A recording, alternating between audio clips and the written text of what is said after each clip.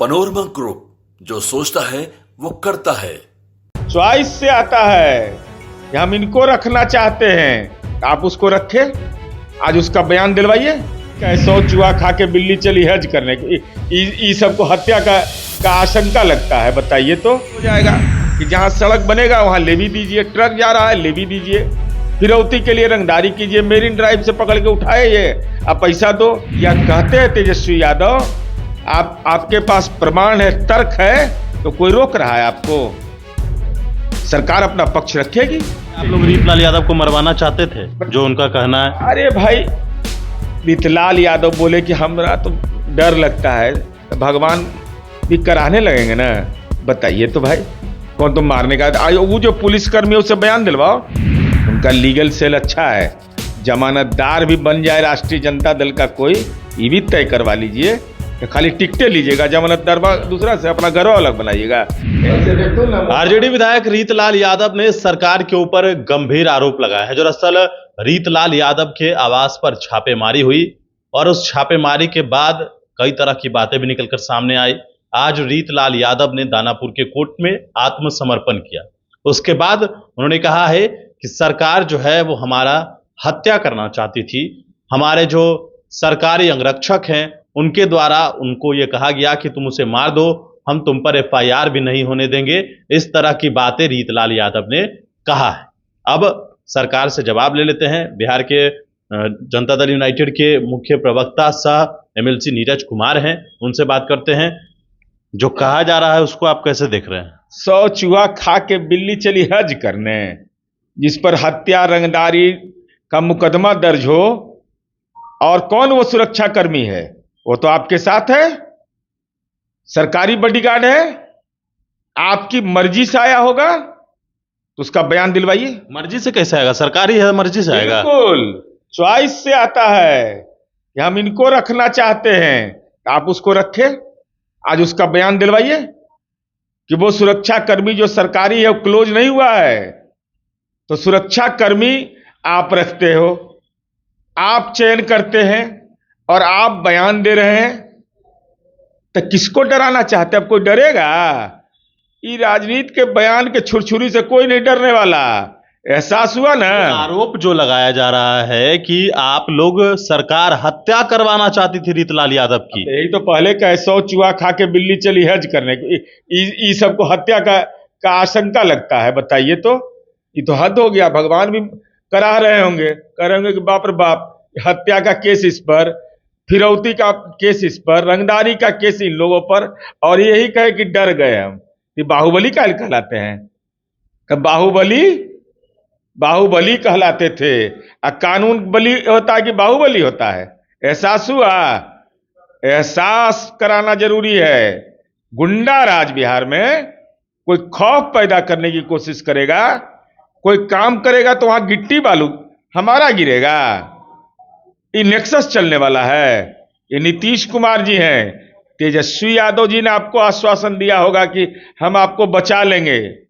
आज कोई माई का लाल पैदा नहीं लिया है जो इसे अपराध करने वाले को बिहार के अंदर बचा ले। तेजस्वी यादव की आप बात कर रहे हैं। तेजस्वी यादव ने आप लोगों पर आरोप लगाया कि सहूलियत के हिसाब से सरकार काम करती है। पहले अनंत सिंह को जेल में डाला, फिर बाहर निकाला, फिर जेल में डाला। मैंने इतना, ये तो 8वां 9वां पास है, इनको तो ज्ञान भी कम है। न्यायपालिका में सरकारें गई थी, न्यायपालिका में जाके सरकार एफिडेविट करके लिख के दे दी कि इनको जेल से छोड़ दीजिए। अरे कानून को अंदर करने का अधिकार है, कानून को छोड़ने का अधिकार है, और हम कानून पर भरोसा करते हैं। हम कानूनी इनकाउंटर करते हैं, कानूनी इनकाउंटर। किसी के साथ नहीं पक्षपात। कोई जाति धर्म के लोग अगर रहिएगा, गलत करिएगा, बेगुनाह को तंग करिएगा, तो आपको जेल जाना पड़ेगा।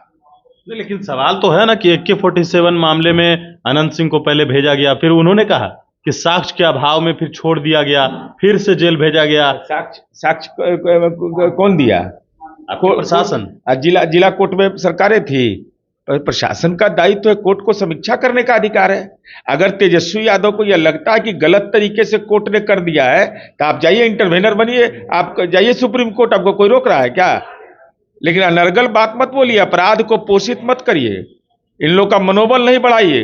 इन लोग का मनोबल तोड़ के रखा जाना आवश्यक है बिहार के लिए, नहीं तो वही गुंडा राज हो जाएगा कि जहां सड़क बनेगा वहां लेवी दीजिए, ट्रक जा रहा है लेवी दीजिए, फिरौती के लिए रंगदारी कीजिए, मेरिन ड्राइव से पकड़ के उठाए ये, अब पैसा दो, बच्चा का अपहरण कर लो, वही राज लाना चाहते हैं।